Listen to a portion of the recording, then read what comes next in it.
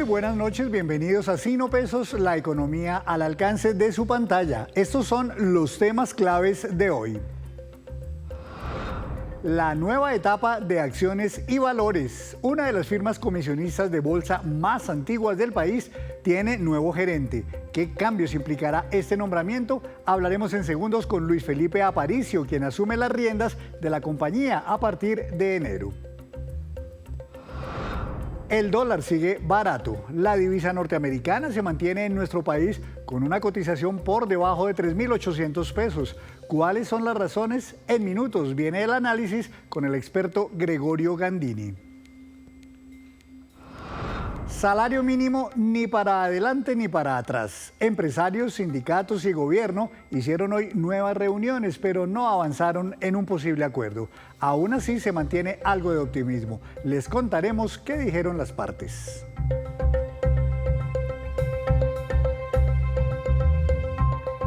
Y comenzamos esta emisión de Signo Pesos hablando de una de las firmas comisionistas de bolsa más tradicionales y reconocidas de nuestro país, la cual acaba de entrar en un relevo generacional en sus cargos directivos. Hablo de Acciones y Valores, que tiene ya 65 años de operaciones en el país. Doctor Luis Felipe Aparicio, nuevo gerente de Acciones y Valores. Buenas noches, bienvenido a Signo Pesos. Buenas noches, Henry. Muchas gracias por esa invitación y un saludo a toda la audiencia. Creo que Acciones y Valores, que como dice aquí fue fundada en 1959, es una de las más antiguas o la más antigua en Colombia. Pues con mucho honor, somos la más antigua en Colombia. Como usted dijo, pues tenemos más de 65 años en el mercado. 65 años que han caracterizado a esta firma comisionista de bolsa, doctor Aparicio, como una de las más innovadoras. ¿A qué nos referimos cuando decimos que ustedes introdujeron mucho de la innovación en el mercado bursátil colombiano? Pues así es, Henry. Digamos que a pesar de ser considerados las más antiguas, pues también yo creo que hemos sido de las más innovadoras. Y recientemente, pues nosotros somos tal vez de los más a la vanguardia en todo el tema de digital, dándole acceso a miles de personas para que puedan invertir desde su celular al mercado de acciones. Pues es que aquí tengo, por ejemplo, el logo de TRI, que para quienes no sepan, es una plataforma que permite precisamente a todos los colombianos, sin mucho conocimiento, de una manera muy intuitiva, de una manera fácil, sencilla y lo más importante, con bajos montos, poder invertir en el mercado de valores. Esto creo que fue un hit porque hay miles de colombianos ya que lo hacen, invierten a través de TRI. Sí, así es. Y TRI ha sido, pues yo creo que un catalizador en el mercado de capitales para darle acceso a la gente. Hoy en día tenemos más de 300.000 clientes operando en la plataforma con gente de más de 229 municipios, que esto de pronto hace unos años pues era impensable. Y en realidad la tecnología es ese habilitador para que la gente pueda acceder al mercado de capitales y pueda invertir, porque hablamos mucho de esa inclusión financiera desde la perspectiva del crédito, pero hablamos poco desde la perspectiva de la inversión y nosotros somos unos convencidos que la tecnología es ese habilitador para que la gente pueda tener la inversión desde el celular. Pues doctor Aparicio, es que durante décadas, digamos, se asoció el mercado bursátil con gente muy experta, con gente de mucho dinero, con gente demasiado especializada, con temas, digamos, de riesgos muy elevados y al final de cuentas eso no tenía por qué ser así. Creo que esta ha sido la manera como ustedes le han brindado a todos los colombianos esa posibilidad de entrar en este mundo que por un lado es fascinante, pero por otro lado en realidad está al alcance de todos. Sí, y nosotros lo que hemos buscado es, como usted bien decía, pues primero una experiencia sencilla. Segundo, tener todo tipo de productos que se alineen al perfil de riesgo del inversionista, es decir, si yo soy conservador, moderado, arriesgado, pero también que los montos de ingresos sean muy bajos. Nosotros tenemos productos donde el monto mínimo es de 50.000 pesos en fondos de inversión colectiva y en compra de acciones donde la comisión me vale 12.000 pesos, tratando de buscar que el monto de inversión pues no sea una barrera de entrada. Y yo creo que eso de tener un producto con unos montos bajos pero también con una oferta de productos alineados a diferentes perfiles de riesgos donde yo invierta, donde más tranquilo me sienta, es lo que ha hecho que tenga esta adopción el canal.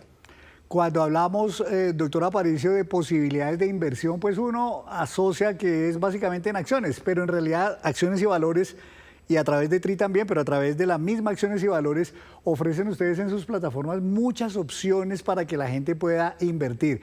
¿Qué tipo de productos, por ejemplo, hoy están ya disponibles a la mano de todos los colombianos? Sí, pues como usted bien decía, yo creo, lo dividiría como en tres frentes. Uno es la posibilidad de invertir en el mercado accionario colombiano, que es ese mercado que siempre ha sido cercano a nosotros con los nombres que conocemos, un Bancolombia, Davivienda, Ecopetrol. Dos, hoy en día la posibilidad de acceder a las acciones internacionales que es, mediante la bolsa colombiana en una rueda que se llama el mercado global colombiano. Y entonces ahí puedo encontrar acciones que están muy a la moda o que me gusta, que le gusta a la gente como Nvidia, la misma acción de Nu o índices como el S&P 500. Ahí encuentro, digamos, todo eso. Y tercero, los fondos de inversión colectiva, que son unos vehículos donde se le delega la inversión a unos profesionales, que en este caso pues somos acciones y valores, pero donde la persona invierte en un fondo que tiene un objetivo de inversión y que ese objetivo de inversión está definido en si es un objetivo de inversión conservador, moderado o arriesgado. Y esa es, digamos, también tal vez una de las formas más fáciles de invertir porque yo no tengo tampoco que pensar en qué invertir, sino decir, a mí me gusta ser arriesgado y más bien le doy la plata a alguien para que me administre en un fondo esa inversión. Y todo eso pues se hace pues a través de la aplicación. La familia Aparicio ha estado, por supuesto, siempre detrás de esta marca tan reconocida, Acciones y Valores. Ahora con este cambio generacional, digámoslo así, que asume usted, doctor, a partir de enero, ¿qué se vislumbra? ¿Qué podemos esperar de esa nueva Acciones y Valores para el próximo 2026? Pues mire que a mí siempre que me hacen esa pregunta, yo empiezo por algo y es, creo que los principios de trabajar con los clientes no cambian, ¿cierto? Es la forma como les generamos confianza, dar esa seguridad, eh, que el cliente se sienta atendido. Lo que ha cambiado durante todos estos años es la forma en que nos relacionamos con los clientes, ¿cierto? Es decir, nosotros somos una firma que ha pasado desde ese mercado que era viva voz, donde se cerraban las acciones gritando y hablando con los clientes, hasta hoy en día donde pues es un mundo pues digital predominantemente. Y entonces ahí un poco es, primero, es tener esos principios claros, que lo que uno debe generarle a los clientes no debe cambiar independientemente de cómo nosotros trabajemos. Pero segundo es eso, es entender que los inversionistas han cambiado. Yo creo que hoy en día tenemos un reto y como industria es que hay inversionistas de diferentes generaciones. Entonces tampoco podemos decir esto es todo digital porque hay gente que todavía quiere una relación más cercana. Y entonces yo creo que lo que seguiremos trabajando es que nuestra base de clientes y aquellos que quieran invertir en el mercado de capitales, mediante nosotros se encuentren en ese canal donde se sienten más cómodos, pero que siempre en esos canales nosotros respetemos esos principios de generar confianza y seguridad en el inversionista.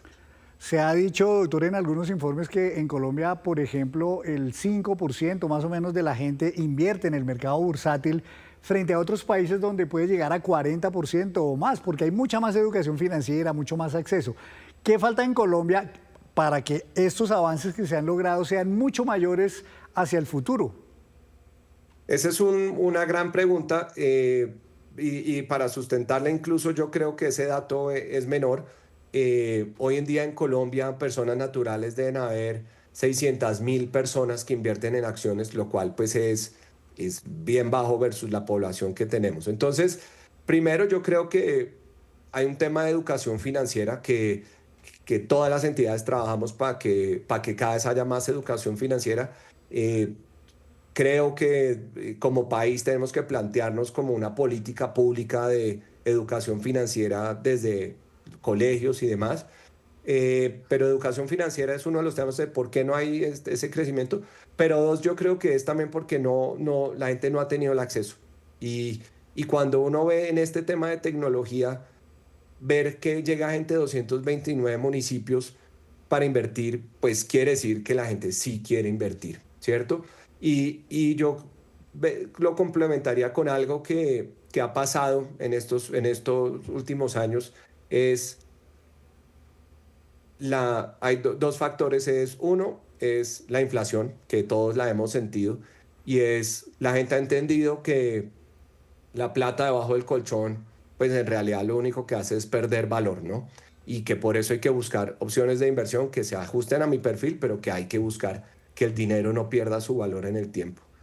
Y dos, que la verdad, hablando de educación financiera, afortunadamente hoy hay instrumentos, hay cursos, digamos que está más cerca la forma de poderse capacitar para eso. Entonces ahí yo creo que también la invitación es, oiga, las firmas comisionistas y demás tienen programas de educación financiera para que el inversionista se sienta más cómodo a la hora de invertir.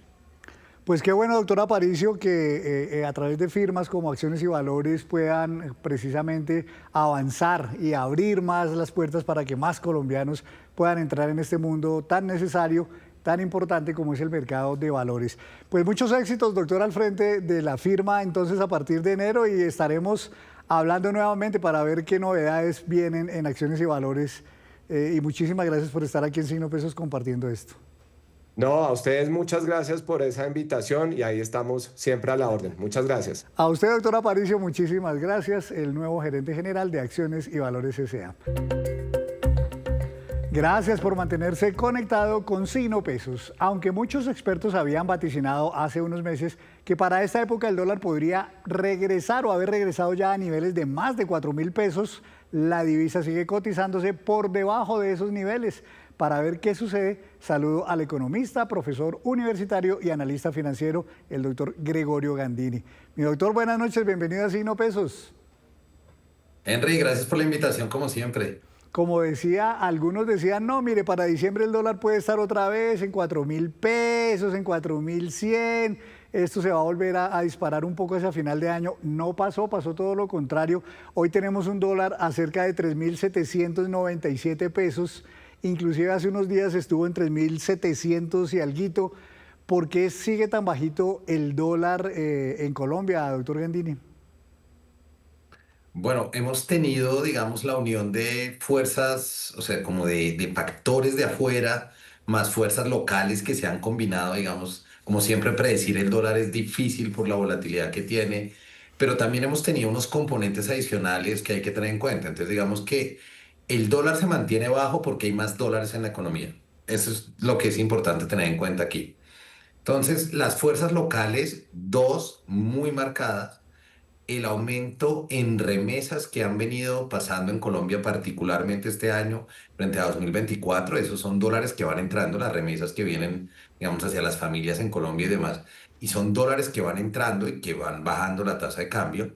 Las operaciones de deuda pública que está teniendo el Ministerio de Hacienda, que fue un esquema que empezó más o menos en septiembre, muchas de estas operaciones que son por fuera, eh, tienen que monetizar esos dólares. Digamos que aparte de eso tenemos la reunión de la Fed que empujó esta semana, digamos, un poco más con un recorte. La Reserva Federal hizo un recorte de 25 puntos básicos, completando el tercer recorte y cerrando el año, digamos, en esto, lo que hace que el dólar global pierda fuerza, porque se hacen más atractivos países que mantengan tasas de interés más altas.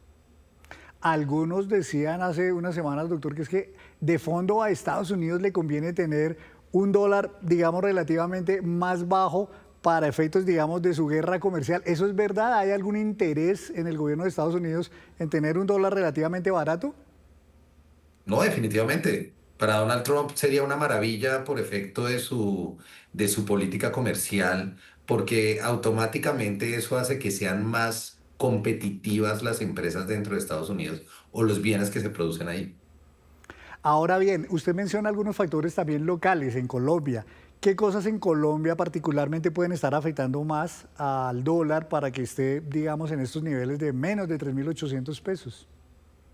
Bueno, yo creo que uno de los factores que hay que tener en cuenta y que se está volviendo algo particularmente estructural es el flujo de remesas que están entrando al país, que han ido, digamos, ya hemos ido superando 2024, que fue un año particularmente fuerte. Entonces, esas entradas de remesas se están convirtiendo en un factor estructural, digamos, desde el punto de vista estructural.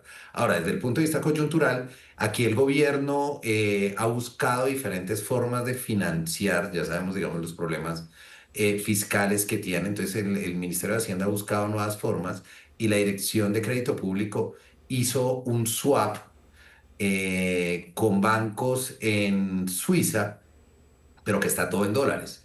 Entonces, digamos, todos esos recursos que empiezan también a haber emisiones en euros, emisiones en dólares y demás para buscar recursos fuera del país, pues empiezan a entrar y también eso sí es coyuntural y estamos teniendo, digamos, como un par de meses donde han entrado bastantes divisas precisamente por esas operaciones que tienen que ir monetizándose.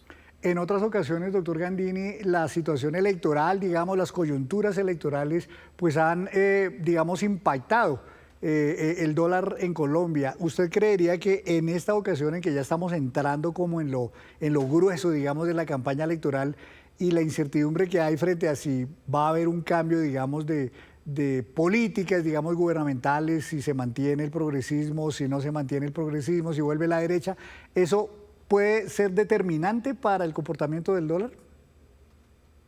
Yo creo que lo que nos agrega eso es volatilidad al mercado, pero en este momento creo que cuando el ruido viene desde Estados Unidos, digamos que tenemos unos contextos que son un poco particulares porque tenemos varios eventos electorales que han venido pasando en Latinoamérica. Argentina, con las elecciones parlamentarias, tenemos segunda vuelta en Chile. Entonces, eso también le mete mucho ruido como al barrio, más todo lo que hace Trump por fuera, ¿no? Entonces, yo lo que creo es que a medida que se va decantando un poco más la carrera electoral aquí, es probable que empecemos a sentir un impacto en términos de cómo empiece a reaccionar un poco más las inversiones, si hay extranjeros que quieren entrar o que quieren salir. Lo que sí se empieza a notar también un poquito, digamos, ahora que mencionas la parte electoral, y que ayuda también en este sector, se llama el trade electoral o la negociación electoral, y es pensando en diferentes escenarios en el próximo año, es empezar a comprar acciones, empezar a comprar bonos si están baratos, pensando que haya un cambio de gobierno. Algunos inversionistas pueden estar adelantándose a eso y es probable que lo veamos con mucha más fuerza, digamos, enero, febrero, como tratar de posicionarse temprano de presentarse esos cambios electorales. Hablemos un poco desde el punto de vista de la gente del común. Un dólar barato, maravilloso en esta época en que mucha gente está comprando tiquetes, planes, hoteles para viajar, aprovechar las vacaciones, sobre todo en el exterior, ¿no? Sale más barato. De nuevo, definitivamente, pues esto creo que lo hemos, estas son varias veces que lo hemos mencionado acá, inclusive cuando estamos en estas épocas de diciembre. No olviden mirar la tasa que les están cobrando en las compras, porque tenemos la referencia, tenemos tasas, pero por ejemplo, cuando uno compra en internet, cuando está comprando pasajes y demás, es importante mantener esto. Pero lógicamente la tendencia a la baja ayuda mucho a esto. Por ejemplo, este dólar a la baja ayuda un montón para el dinero de bolsillo que uno compra rápidamente para tenerlo. Y también estas compras de pasajes, compras de hoteles, ayudan mucho, pero hay que tener muy en cuenta a qué tasa se está comprando en el día que uno lo está haciendo. Y es que podría haber, digamos, grandes diferencias, doctor. Es decir, uno supone que mucha gente se guía también a la hora de liquidar esas deudas o esas compras es por la tasa del día. Puede ser que no, puede ser que otros estén cobrando, digamos, con una tasa diferente. Un ejemplo claro es cuando uno compra por internet. No voy a decir los portales, pero en general siempre miren cuando está el precio en dólares y se los transfieren a pesos, miren si realmente les están calculando la tasa que debería ser. Hay algunos portales, digamos, algunos sitios donde uno compra por internet que pueden pasar estas cosas.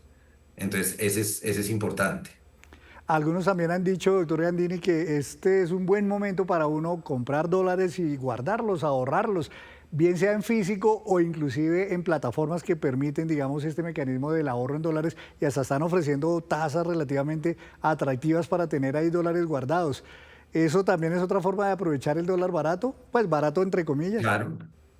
No, claro, claro. Buscar, digamos, como esta oportunidad de compra y buscar la oportunidad de venta, siempre teniendo en cuenta el P&G, ¿no? A cuánto compré, a cuánto vendí, sigue siendo, digamos, un ejercicio importante, entendiendo que nadie sabe, tú mismo lo estabas diciendo al principio de la entrevista, muchos pensábamos que iba a haber un dólar de 4.000 al cierre del año, y me sumo en ese tren, digamos que en los últimos 3 meses ha cambiado mucho la visión del ejercicio, pero uno nunca sabe, digamos, que el dólar es muy volátil. Entendiendo ese nivel de riesgo, pues este es un nivel que es un nivel bajo comparativamente, digamos, a lo que hemos visto en los últimos 6 meses y que puede ser un punto de entrada interesante.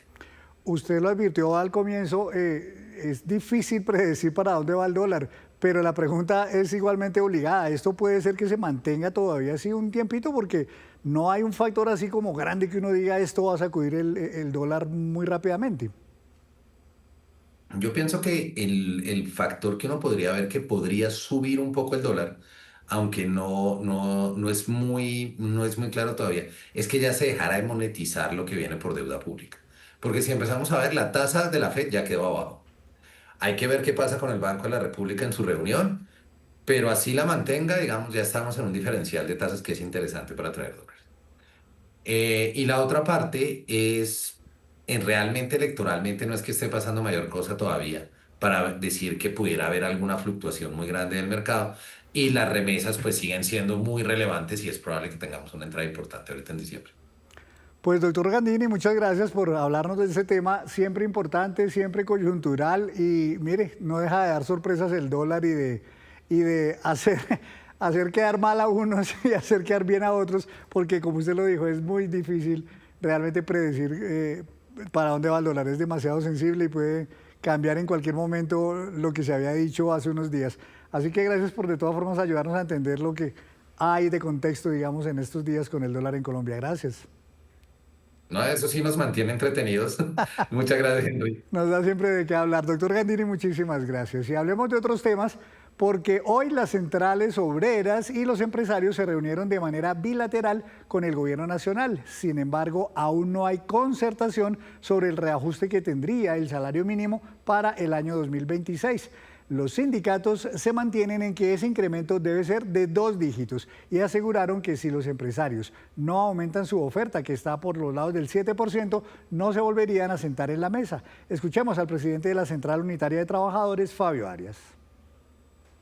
Que si los empresarios suben a 2 dígitos, no importa cuál número, nosotros nos sentaríamos a conversar, a ver si somos capaces de hacer un acuerdo. Pero si no suben a 2 dígitos, ni nos sentemos. Creo que no va a haber acuerdo y que el gobierno va a quedar con las manos libres para definir cuál es el incremento salarial del próximo año. Y si el gobierno se pone a pensar en todas las provocaciones y bloqueos institucionales que le han hecho desde el Congreso de la República, me imagino que va a ser generoso el gobierno. Pues después de esas declaraciones de la CUT, la cita del ministro de Trabajo fue con los gremios económicos. Según los empresarios, hay voluntad de concertación, pero insisten en que si el incremento es muy alto, habría efectos en la inflación y en la generación de empleo. Todavía ninguno tiene una cifra, pero sí hay la voluntad de la concertación y de continuar como explorando posibilidades, pero siendo muy responsables con las cifras, porque tenemos que tener en cuenta, 1, el tema de productividad, 2, el tema de inflación. Si estamos en esta mesa de concertación es porque siempre es posible buscar esa concertación y ese es el espíritu que tenemos en esta negociación o en esta concertación como lo hemos hecho desde el año 2017 que participamos de esta mesa. A pesar de todo este panorama, el ministro de Trabajo, Antonio Sanguino, es optimista y dice que hay un buen ambiente para un consenso. La mesa de concertación salarial será citada nuevamente el próximo lunes 15 de diciembre a las 2 de la tarde, fecha límite para que se logre un acuerdo. Ambas partes han mostrado una disposición a aproximarse a un acuerdo.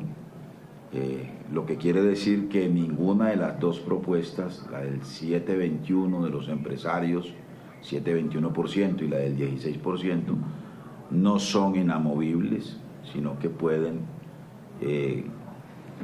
digamos, ser un punto de partida para encontrar, ojalá, hacia el próximo 15 de diciembre, un acuerdo que le podamos entregar al pueblo colombiano. Y el Ministerio de Comercio, Industria y Turismo alista un decreto que meterá en cintura a las plataformas tipo Airbnb que facilitan el alquiler de viviendas y otros inmuebles para hospedar turistas y viajeros en nuestro país. La idea es que para poder operar deben estar inscritos en el Registro Nacional de Turismo. Varios voceros de este sector del turismo explicaron los alcances de esta norma que alista el gobierno.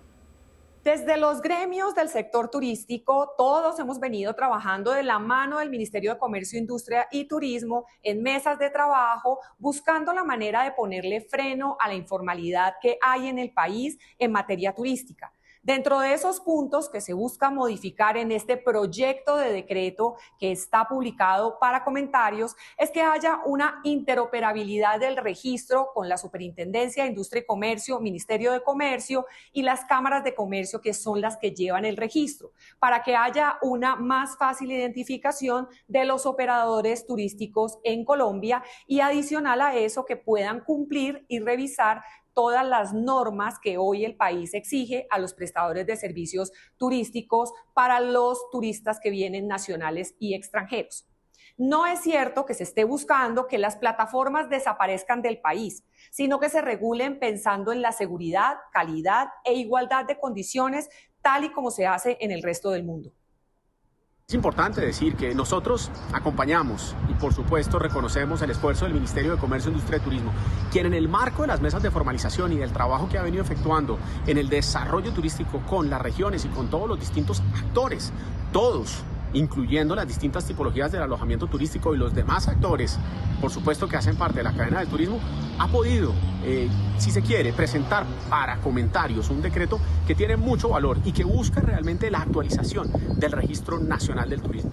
Este es un elemento fundamental que busca, por supuesto, que el crecimiento que nosotros podamos llevarle a nuestro país, a nuestras regiones, a nuestras comunidades, a poder nosotros realmente encauzar una política de desarrollo turístico sostenible, se haga evidentemente en el marco de un instrumento muy valioso que hoy presenta grandes retos. Y antes de despedirnos, los dejo con este dato. Tal vez usted no sabía, pero hay una larga lista de países a cuyos ciudadanos no se les exige visa para ingresar a los Estados Unidos. Entre ellos están los siguientes: Chile, Croacia, Brunei, Malta, Portugal, España y Taiwán. Y así terminamos por hoy. Los esperamos mañana con una nueva emisión y toda la información económica que usted necesita saber. Esto es Signo P.